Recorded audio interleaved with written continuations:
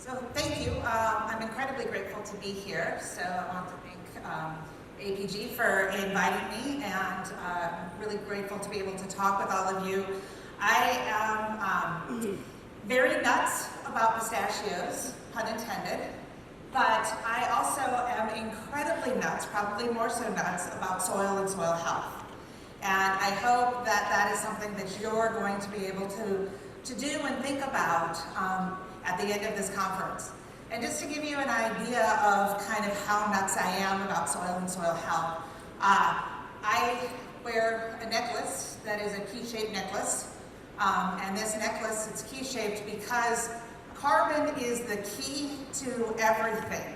And so when I'm wearing this necklace, it helps me to remind me about the importance of carbon in our systems. And soil is carbon. Soil is carbon, hydrogen, and oxygen bound to sand, silt, and clay.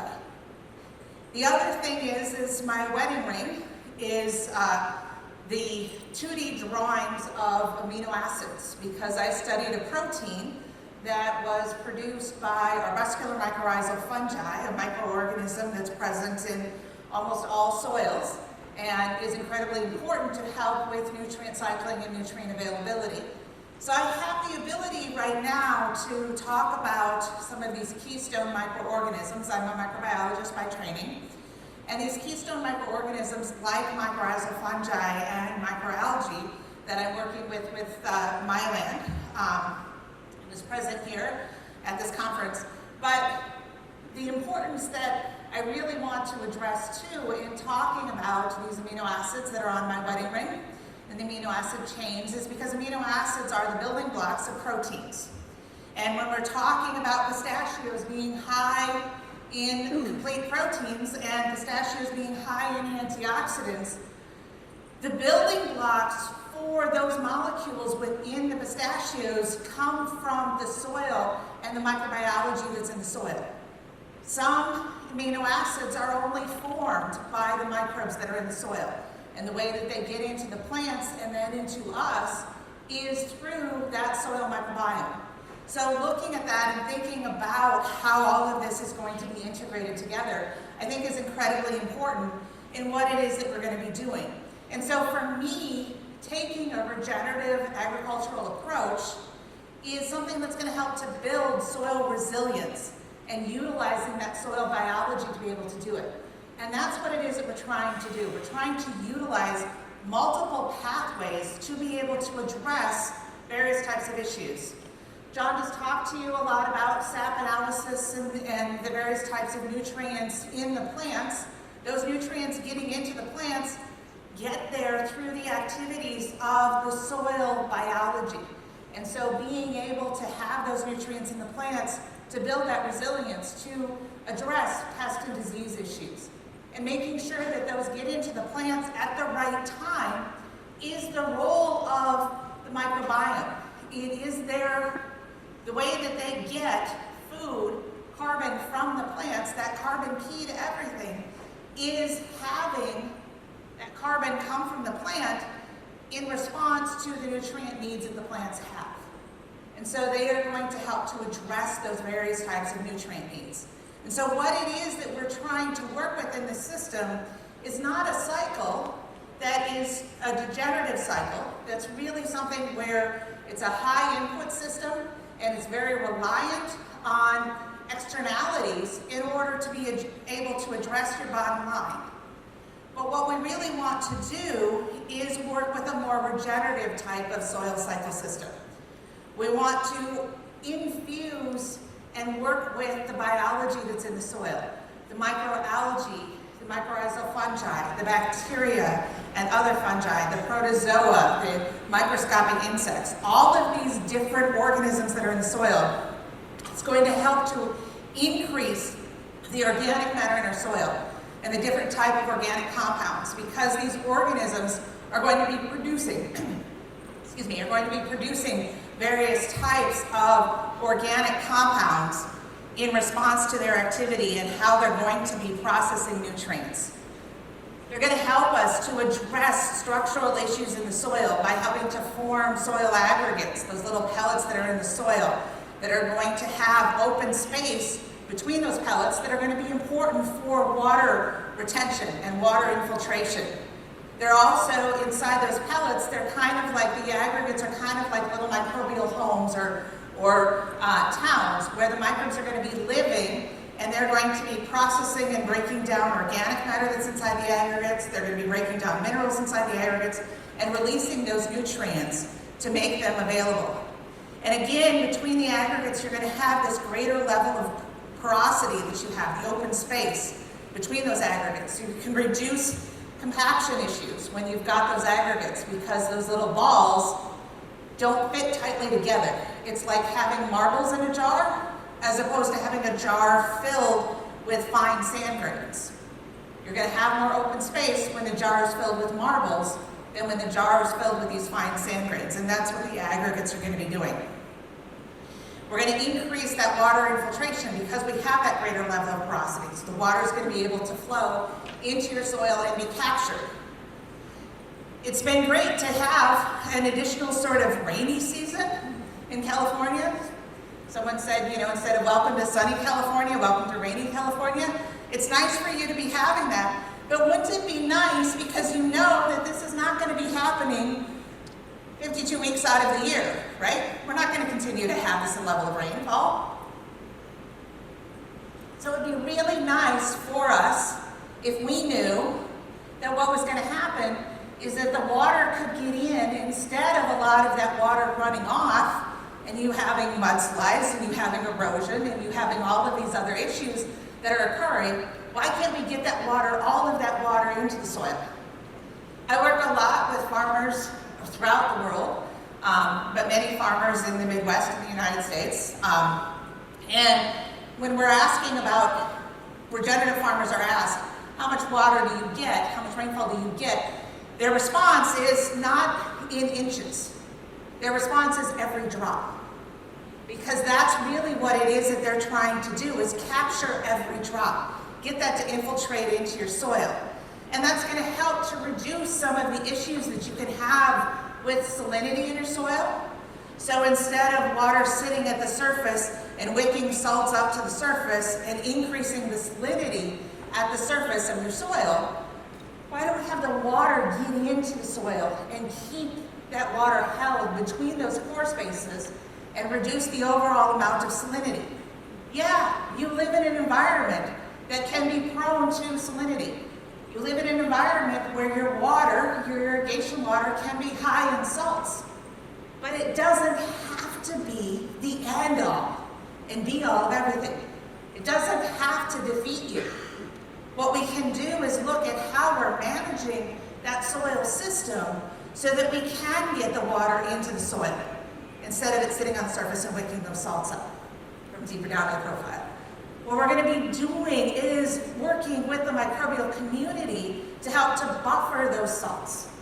We're going to be increasing the amount of organic matter that you have in the soil, because organic matter is the ultimate buffer to everything. It does have that ability to buffer pH and salt content. Has both cationic and anionic exchange capacity, so it can hold on to the salty minerals and not allow for the plants to be absorbing those salts.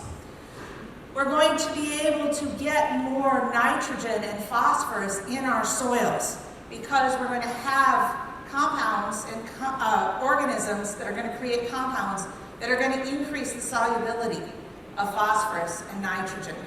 And we're going to be having nitrogen and phosphorus more in organic forms in a regenerative cycle, because that is more of what the plants want. We were always told that the plants want inorganic forms. You want phosphates and you want nitrates and you want ammonia. And the plants can't take up anything that isn't, they can't take up nitrogen that's not in the ammonia or the nitrate form, right? Everybody agree with that?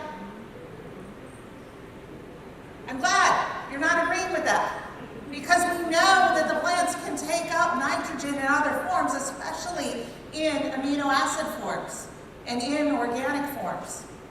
We have ways in which the plants will actually farm microbes. They will absorb microbes into their roots and utilize the nutrients that are in those microbes and then release them back out into the soil to pick up more nutrients and be reabsorbed. And the reason that this is important to have nutrients that are more in the organic form from a chemistry point of view is that those forms of those nutrients are in the non-toxic forms.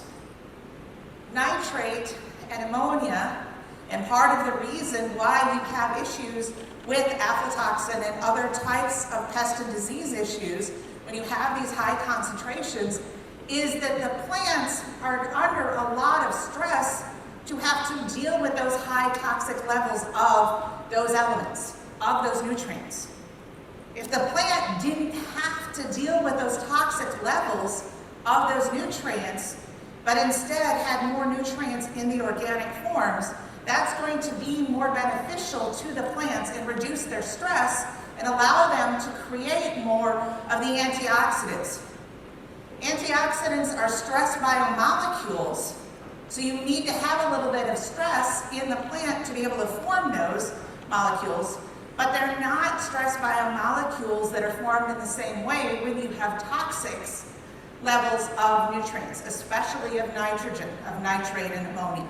So what you end up having in that system is you are going to have the plant have to try and either convert those nutrients, nitrates and ammonia very, very quickly and use energy to do that conversion if those levels are too high in the soil, or they're going to put it into storage places within the plant itself so that the plant can have it and be rid of it and not have it toxic to its biochemical functionings.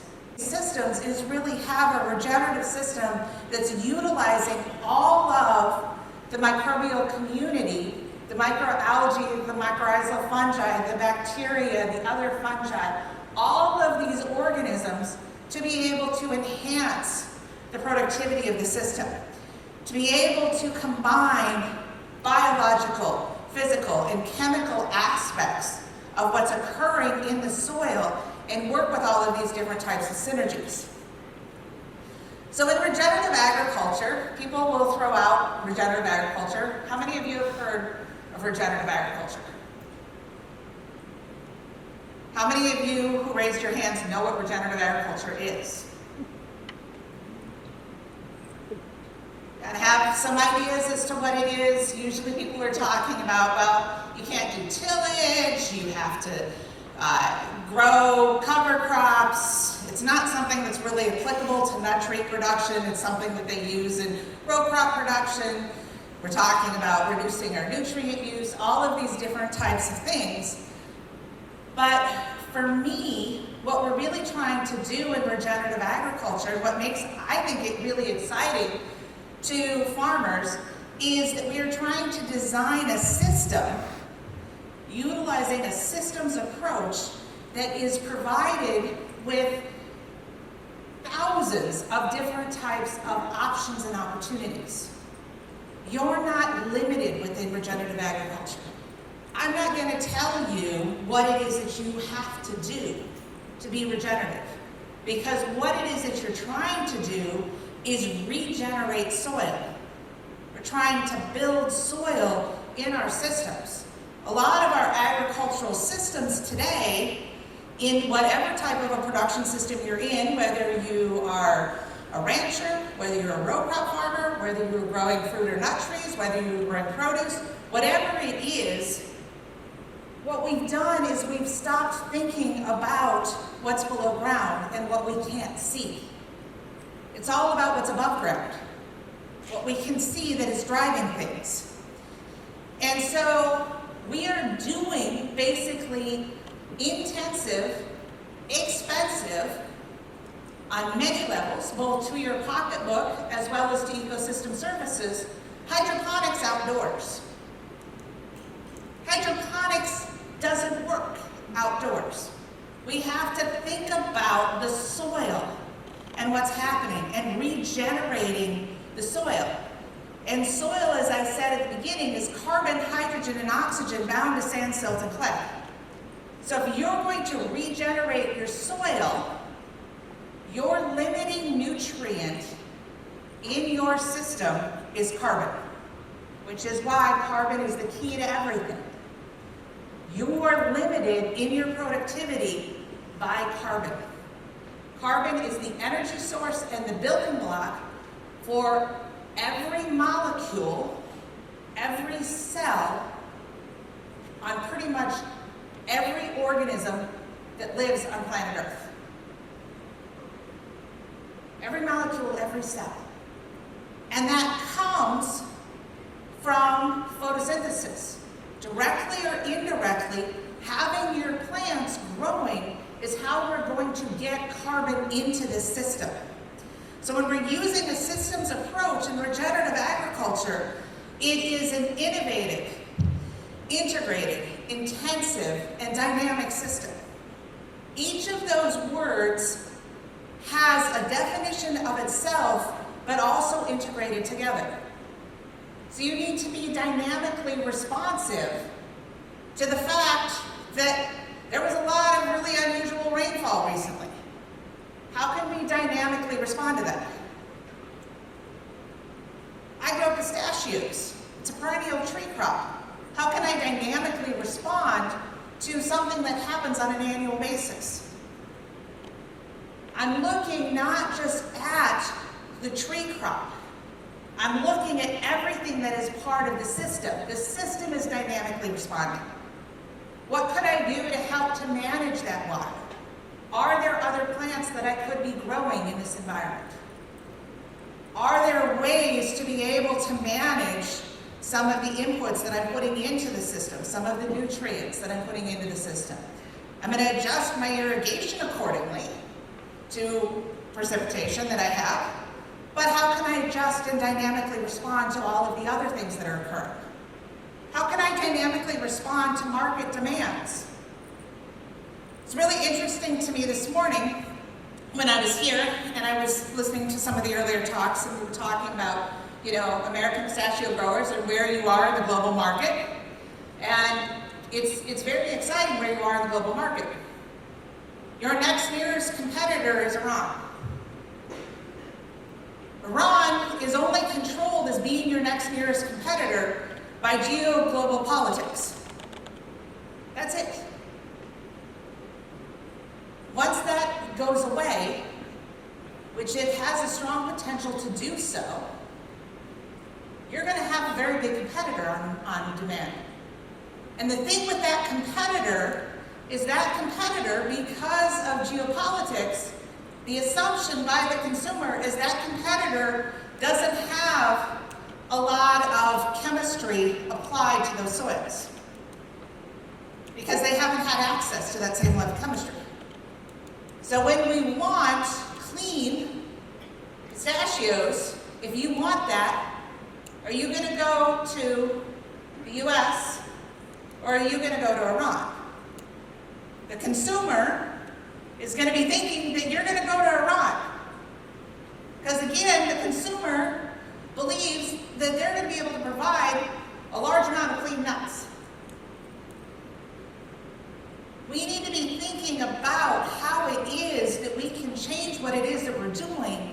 And a regenerative approach is providing you with almost limitless options and opportunities to utilize biology to address those very issues that you might be seeing in the marketplace and dynamically respond to that in the very near future. Being able to be very intensive in how you are growing. It's a drought in California. We got to take trees out.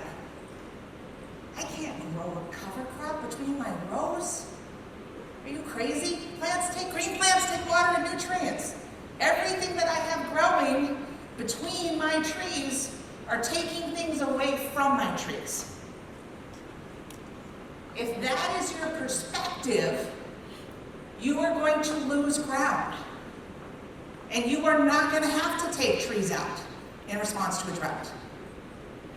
The best way to respond to a drought is to grow more plants.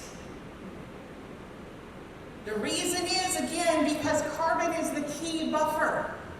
It is the key to being able to capture every raindrop. Every drop of irrigation water that you're adding needs to go into the soil and stay there between irrigation degradation events. How is it that we can do that? The soil isn't just going to do it based on the sand, silt, and clay content. The soil is going to do that based on the amount of carbon that's there, the amount of organic matter that's there. What we want to do is tap into the most efficient conversion of solar energy to chemical energy ever designed. Optimize photosynthesis. Because that is what's going to be able to provide us with the level of productivity that it is that we need to have in our system, and be able to respond to that and regenerate the soil. Be able to have healthy soils in the system. Increasing that intensity, integrating things together. I have an issue with insect pests. Guess what? I'm going to plant some plants between my trees that are going to attract various types of predatory insects, that are going to help me to manage nutrients, manage nitrates, so that I don't have those issues with aflatoxin and other types of pest and disease issues that John was just discussing. I can't chemistry my way out of this. I can grow my way out of this with biology. Otherwise, I'm just going to continue to chase chemistry and mechanics forever. And now I'm at the mercy of someone else. I'm a microbiologist. I have access to trillions of microorganisms, of workers, of a labor force, in every handful of healthy soil, trillions of them, in a handful of healthy soil that don't sleep, that don't take bathroom breaks, that don't take vacation, and the only thing I have to pay them with is carbon from a plant. I'm an idiot if I don't tap into this. So what we want to do is design a system that is going to be very innovative and take advantage of all of these opportunities that are created by the organisms that are in the soil. And when we're doing this, when we look at these different types of organisms, so I think of microalgae and I think of mycorrhizal fungi as very keystone microorganisms, because these keystone microorganisms, what they do is not just one job. They do a multitude of jobs. And they work with these complex consortia, and they produce all of these different types of biomolecules that can help to manage the system. I will never, ever debate with a soil chemist and tell them that chemistry doesn't happen the way that chemistry happens. Chemistry is an easy science because chemical reactions follow a pattern. We know it, we understand it, they follow that same pattern. The issue is, and why I talked about we're doing hydroponics outdoors, is we're doing things strictly based on benchtop chemistry. That is not the environment that we're in. This is a biogeochemical environment. It's highly complex. And if we're just tapping into the chemistry, again, we're missing the opportunities that labor force can help to provide us with. So why isn't it is that we focus in on working within that environment? So we get with things like microalgae the formation of different types of biomolecules that can help with soil structure, that can help with providing proteins and amino acids that are holding nutrients, not just nitrates, but also not just nitrogen, but also phosphorus and sulfur and potassium and other types of nutrients that are going to have all of these different types of components of hormones and control agents that are going to help to address various types of pest and disease issues. That's what the microorganisms are involved in. Their job, directly or indirectly, is to help support the health of the plant, because that is how they are directly or indirectly getting all of the carbon that they need that are part of their bodies and all of the different biomolecules that they produce. If everything everything is relying on that, that is where it is that we need to be looking. When I think of soil health and soil health principles, as I said, I wasn't going to tell you what to do. Because you have all of these options and opportunities to look at. And we can put them in sort of a principled paradigm. And so, like John, I have a pyramid here. And I put this in a pyramid type of a design and thinking about these principles. These are 6 soil health principles that I think exist. And I put this in this pyramid design because when I think about pyramids, pyramids have stood for thousands of years, in particular if they're complete pyramids. So if you're looking at a pyramid, they have stood for thousands of years, and I want you, my dad's a farmer, come from a farming background, I want you to be able not to celebrate century anniversaries on your farm. I want you to celebrate millennial anniversaries on your farm. I want your family to celebrate 2,000 years of you being on this land. Anybody be able to say that today? No. But we can have that for the future. You do the most important job on the planet. No living organism can live without food. It's our basic need. Our one primary basic need is food. We can live without a home. We can live without a cell phone.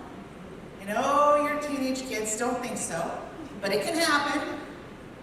We can live with all of these things, but we cannot live without food. This is essential to what it is that we need. So we need to be celebrating millennial anniversaries. And the other reason why I use a pyramid design is within that concept, in building a pyramid, every stone, every block that was a part of the pyramid played a role. They were all integrated together. Regenerative systems are integrated systems. They're systems that are integrated on both the macroscopic and the microscopic level. Everything is interactive. Everything is combined together. So how is it that we can build these systems? When you look again and thinking about that design and that architecture, it isn't about hierarchy. So you look at this pyramid and instantly we're thinking, well, armor's at the top, so that must be the most important principle. No. Every block, every layer played a role. So we want to maximize photosynthesis. We want to keep things growing as much as possible. I currently live in Alberta, Canada. My challenge to farmers in Alberta, Canada is that they have a minimum of a 260-day growing season. And they look at me like they want to get out the pitchforks and run me out of town. Because how can I possibly tell them in Alberta, Canada, that you can grow something for 260 days? You're in sunny, rainy California, or in New Mexico, or Arizona. Your growing season is 365 days. I don't care that you don't have rain for 8 months out of that period of 12 months. That's not the point. Your system is carbon limited. To reduce the carbon limitation, you need photosynthesis. The sun shines 365 days here. The temperature is above freezing. So guess what? You can do photosynthesis. What it is that we're choosing to grow, and how it is that we're choosing to grow it, and what we can add to help us to manage the soil and regenerate the soil to manage the water is what's key. It's not about saying that we're limited. Again, it's limitless. How do we keep ourselves limitless? How do we maximize macroscopic and microscopic diversity within the system? What is it that you're planting between your trees? On both a macroscopic and microscopic level. Maybe that's only having some microbes actively growing. some algae actively growing between the period of time that your trees are growing. Something is doing photosynthesis. Something is growing. So how is it that we can utilize that and activate that? How can we manage the inputs into our system so that we're using that labor force that is being able to provide the various types of nutrients that we want to see within that system? We want to be able to manage both macroscopic and microscopic livestock. In regenerative agriculture, many people will say, well, you have to put cattle on, and that's going to solve your problem. Or put sheep on, and that's going to solve your problem. There are ways in which that can work. There are ways in which that can't work. But that isn't the only livestock that you have. If you have pest and disease issues, manage birds and bats. Manage predatory insects. Those are all livestock, because the definition of livestock is something that is living off of the plant stock itself. It's living off of the plants. And in that component, that can be pollinators. They're living off of part of the plant. That can be something that is living off of the insects that are living off of part of the plant. Those are all components of livestock to the system. So again, the solution isn't just one thing of saying you've got to put cattle on there and that's going to solve all your problems. There are ways, again, that cattle can be important and could help with things, but that isn't the only solution that you're looking for. We want to reduce or eliminate soil disturbance. Doesn't mean that you have to be no-till. Part of how soils were created and part of how they're going to continue to be regenerated is having some level of disturbance. We had animals that came in onto the landscape and did a certain amount of disturbance. You have wind and water that does a certain amount of disturbance. But what we're looking for is managed disturbance. Being part of that regenerative cycle as opposed to a degenerative cycle. Regenerate soil as opposed to erode soil. Looking at how we can manage those things and protecting that soil. So another way in which I think about this is thinking about managing the soil, treating the soil like you should treat yourself. We're talking a lot in pistachios of how that helps us be healthy. If we want healthy soil, biologically driven healthy soil, it's the very same principles that are involved in this.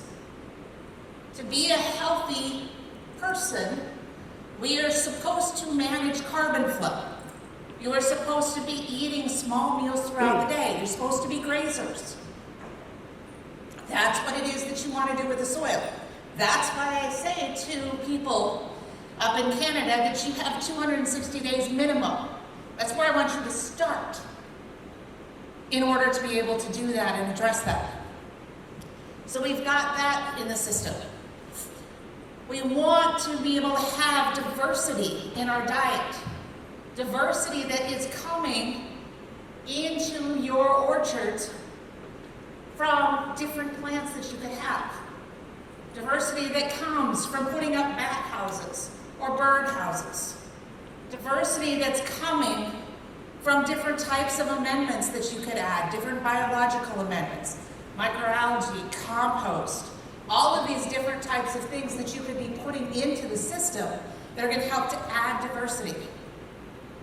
We want to have a certain amount of exercise and stress. Again, I said antioxidants are stress biomolecules.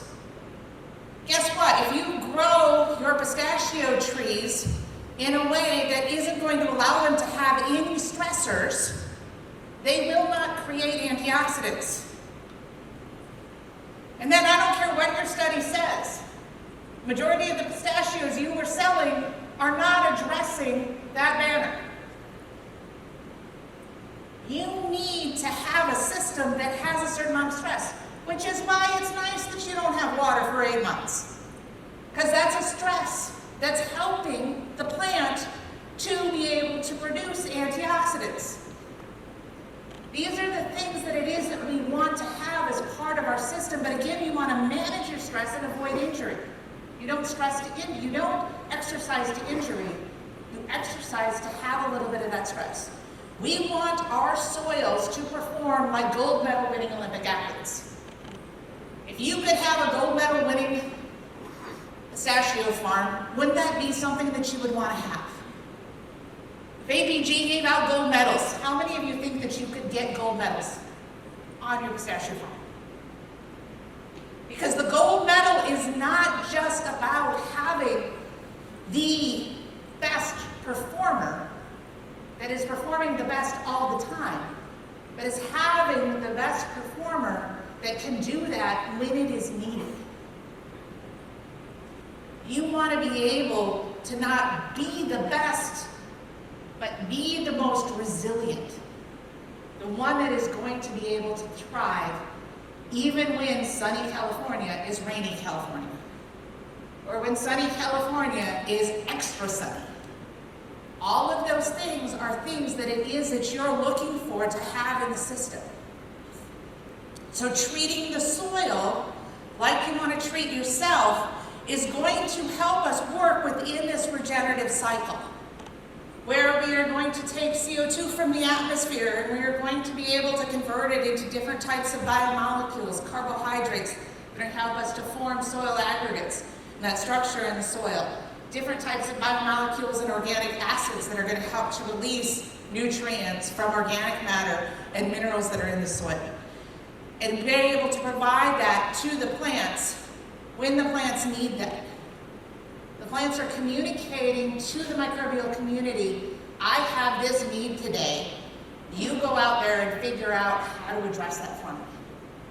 They give off that communication in carbon-based compounds and photosynthate that tell the microbial community how to act.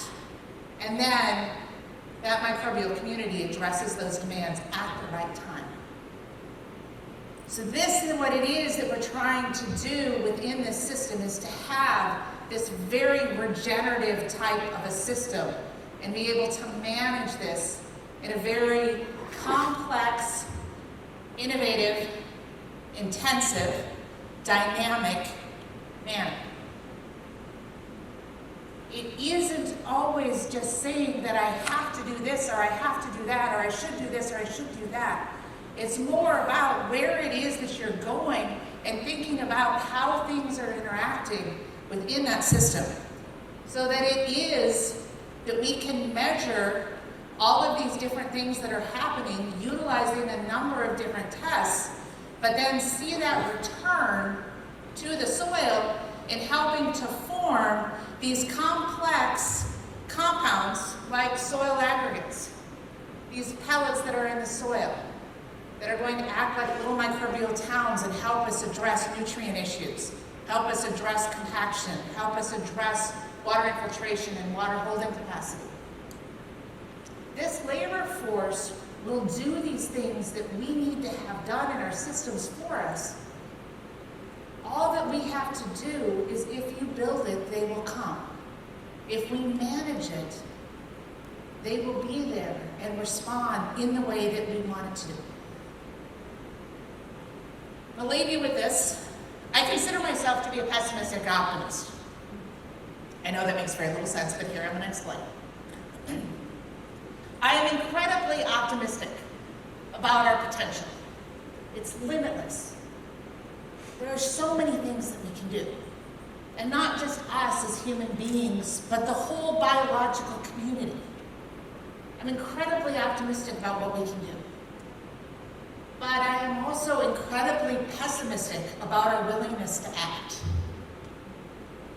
We have an incredible opportunity because we have consumers on our side right now. We have a recognition of the importance of agriculture.